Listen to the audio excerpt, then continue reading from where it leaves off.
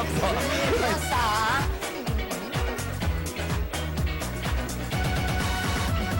Kaya mo, Rachel.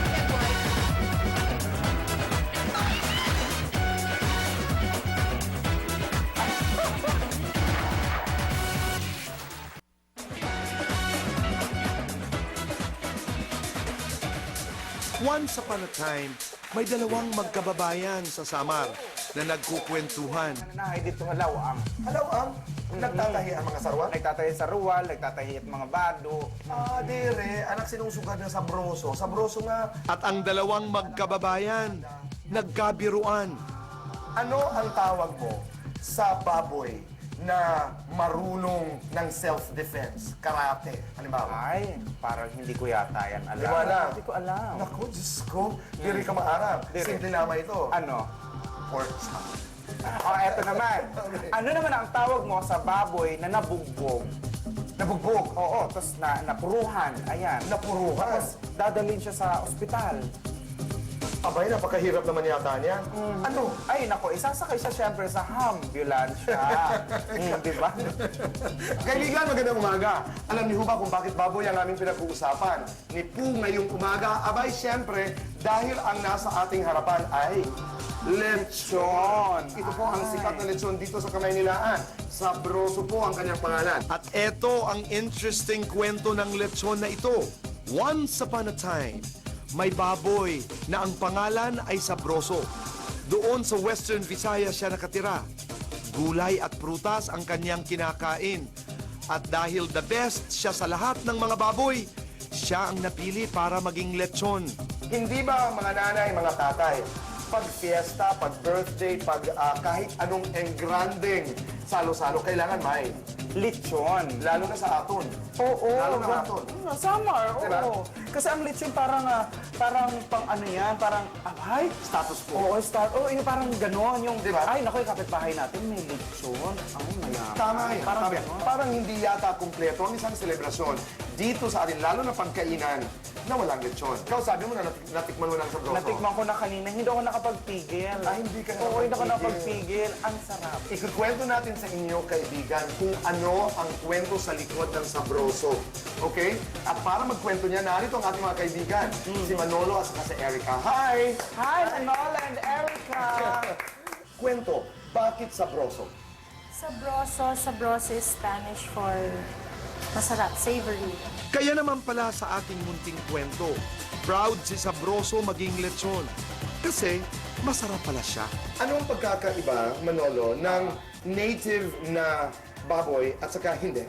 Kasi sabi niyo nga, you pride in the fact that you use native pigs. Actually, the native pigs are free-range pigs that are grown in the provinces, in the mountains. Actually, we get our pigs back in Western Visayas. Saan? Saan sa Quezon Visayas? Particularly sa Negros po. Ano ang sikreto sa loob niya? Ang lad and the Sarap niyan po. Oo. Damot haton, tanglad. Pang-amoy.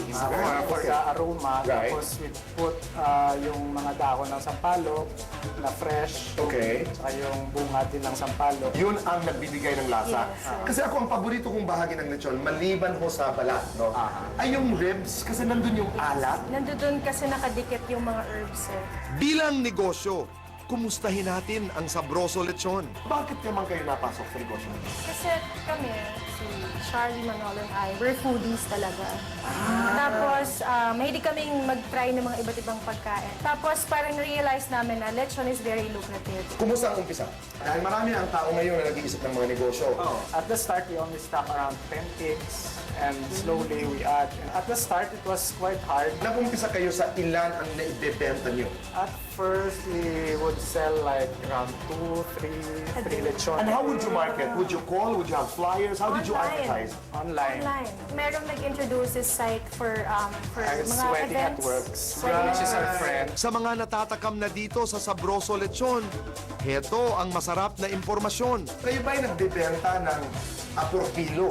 Yes, we do. Our kilo is 550 pesos. Alright. Ang buong itong kalaking lechon ito, magkano? This size is 4,500 pesos. Reasonable, ha? Ilang tao yan? Ilan? This is good for 25 to 30 persons. Not bad. Ngayong umaga, susubukan namin ni Poo maging lechoneros. Magtatadtad kami ng lechon. Siyempre, ang una, dapat magsuot ng plastic na guantes para hygienic. Saan una ng hiwa? Dito. Okay. Hiwa, tapos dire-diretso lang. Naaawa ako sa kanya. Ay, natanggal. Naku, pasensya na po. Natatakam na kasi kami ni Poo dito sa lechon.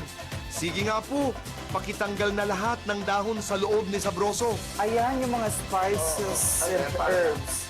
Tinatanggal na ito. Ang daming kalat sa loob. Ba't hindi man lang nagwalis?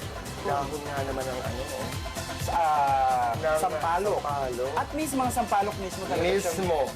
Yung mga sampalok talaga siyang bunga. Gaano katagal ang pag-lechon? Ilang oras to?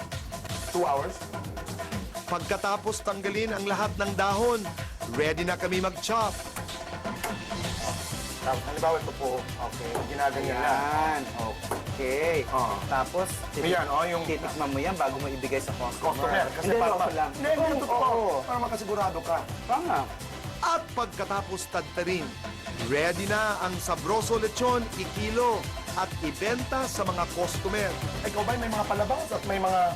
Nako, palabas na po ang Betty La Fea. Nandun po ako. Maraming salamat po sa lahat ng mga taga-TFC.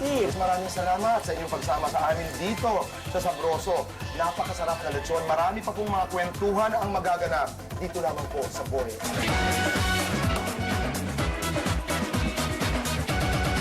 Bayanang Pilipino, mabuhay po kayo, mabuhay po ang Diyosa.